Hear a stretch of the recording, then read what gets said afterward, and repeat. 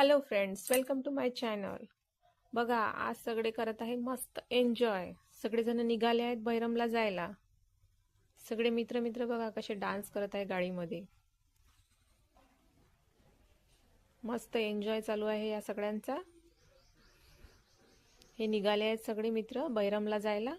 आता बैरमला जाऊन मस्त ही पार्टी करणार आहेत.